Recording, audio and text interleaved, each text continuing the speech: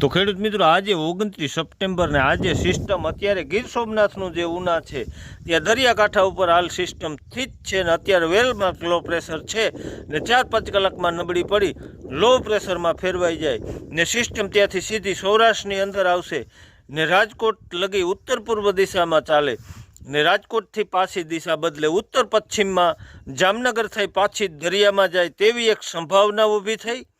અને અરબી સમુદ્રની સિસ્ટમની ચોક્કસ દિશા હજી કોઈ જાણી શક્યું નથી।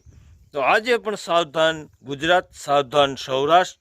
ગીર સોમનાથ, જૂનાગઢ, રાજકોટ, અમરેલી તેમજ પોરબંદર, દેવભૂમિ, દ્વારકા, જામનગર ભારેથી અતિ ભારે વરસાદની શક્યતા તેમજ મોરબી, સુરેન્દ્રનગર, બોટાદ, ભાવનગર મધ્યમ વરસાદ તેમજ દક્ષિણ ગુજરાતમાં પણ છૂટો છવાયો વરસાદ પડી શકે ને મધ્ય પૂર્વ અને ઉત્તર ગુજરાત મધ્યમ વરસાદ તેમજ કચ્છની દરિયાઈ પટ્ટીમાં ભારે વરસાદની શક્યતા ઊભી થાય। બંગાળની ખાડીમાં નવી સિસ્ટમ આકાર લેવા જઈ રહી છે। 1 તારીખે વેલમાર્ક લો પ્રેશર બને અને એક તરફ રાગાસા વાવાઝોડાના અવશેષો આવે, બંને સાથે મળી અને થાય ભયાનક મોટી સિસ્ટમ ખેડૂતોના પાક માથે છે। ત્યારે બંગાળની ખાડીમાં ઉપરા ઉપર સિસ્ટમ બની અને જાણે ખેડૂતોનું ખેદાન મેદાન કરવા કુદરત ઊભી રહી ગઈ એવું લાગી રહ્યું છે।